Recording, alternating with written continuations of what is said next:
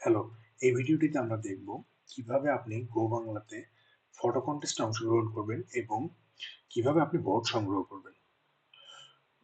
আমরা যখন এইটার লিঙ্ক পাবো তখন সরাসরি আমাদের লগইন পেজে চলে আসবে, অথবা আমরা gobangla.com.bd তে আসবো, এসে আমরা লগইনে চলে যাব।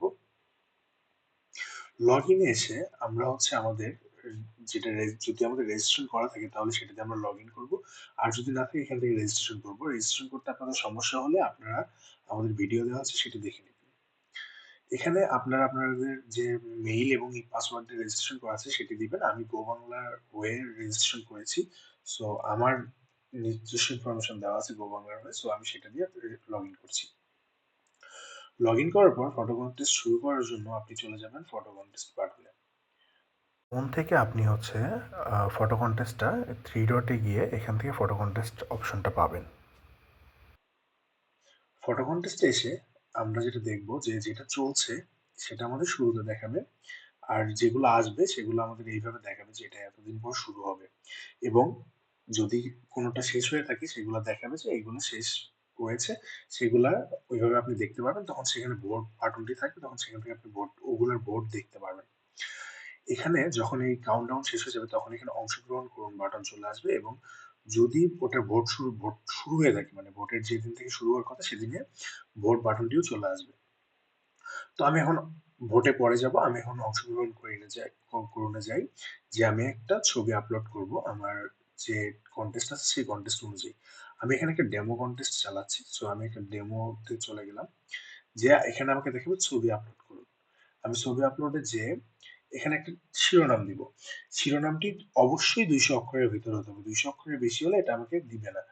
আ আমরা একটা লিমিটেড অক্ষর রেখেছি, কারণ তাছাড়া এটা অনেক বড় হয়ে যাবে, যেটা আপনাদের নিজেদেরই আ চালাতে অনেক কষ্ট হয়ে যাবে। সো আমি একটা টেক্সট দিলাম। এখানে বর্ণনা, তারপর বর্ণনা। বর্ণনাতে এবং আমাদের শিরোনামটি দিতেই হবে। আর বর্ণনাতে আপনি চাইলে দিতে পারেন, না চাইলে না দিতে পারেন। কিন্তু এটিও ৫০০ অক্ষরের মধ্যে দিতে হবে আপনাকে। তো আমি এখানে বর্ণনাতে আপাতত টেস্ট লিখে দিচ্ছি। টেস্ট ডেমো দিলাম। তারপর একটা ছবি নির্বাচন করবেন। ছবিটি আমি যখন ক্লিক করব আমাকে ছবিতে নিয়ে যাবে। আমি তখন ছবিটি দিয়ে দিব। দেওয়ার পরে এই ছবিটির প্রিভিউ আমাকে এখানে দেখিয়ে দিবে যে কোন ছবিটি দিচ্ছি। দেওয়ার পর এখানে আপনি ২০ এমবির উপরে ছবি আপলোড করতে পারবেন না।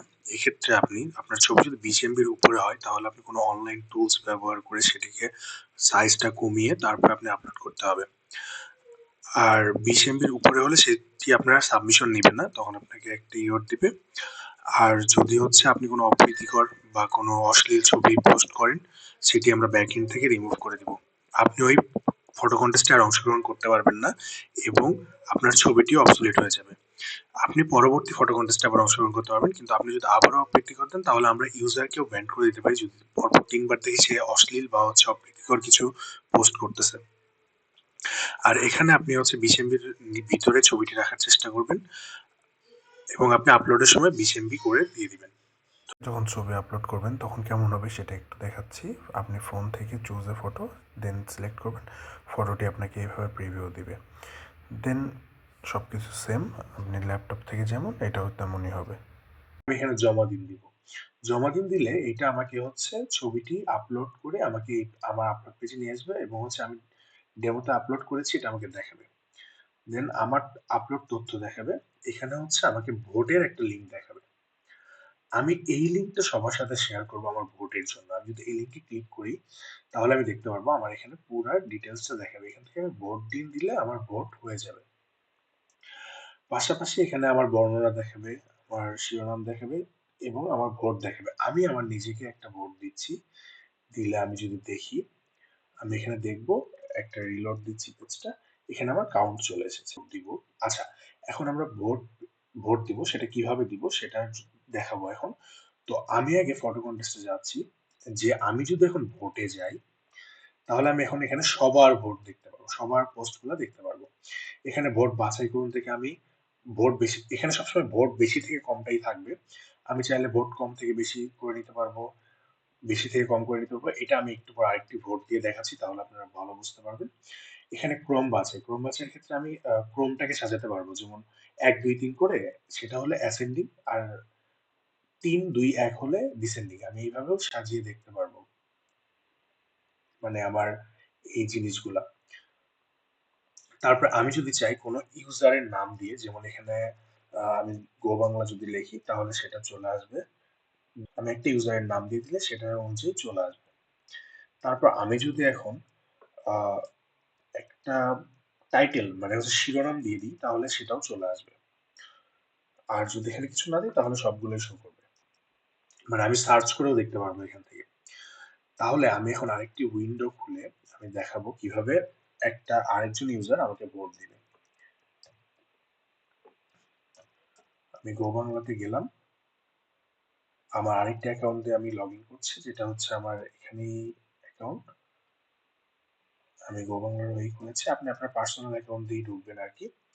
আমি লগইন করার পর আমি যদি হচ্ছে আমি আমার কোনো রিলেটিভ বা কাউকে শেয়ার করলাম এই ইউআরএল টা, তখন সে এই ইউআরএল টা আমি তাকে শেয়ার করার পর সে লগইন করে আমাদের সিস্টেমে রেজিস্ট্রেশন লগইন শেষ সম্পূর্ণ করে সে যদি ওই ইউআরএল এ যায় তাহলে সে সরাসরি এখানে চলে আসবে।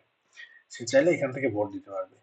আবার ফটো কনটেস্টে যেয়ে সে এই যে ভোট অপশন এখান থেকে ঢুকে এখানেও ডিরেক্ট ভোট দিতে পারবে। ভোট দিতে দিলে ভোট হয়ে যাবে। এবং আমি এটাতে ভোট দিয়েছি এইজন্য আমাকে দেখাচ্ছে আপনি ভোট দিয়েছেন। আমি এটাতে একটা ভোট দিলাম। তাহলে আমাকে দেখাবে আপনার ভোট সফল হয়েছে এবং দেখুন এখানে ভোট যেটার বেশি সেটা থেকে ভোট যেটার কম সেটা দেখাবে সবসময়।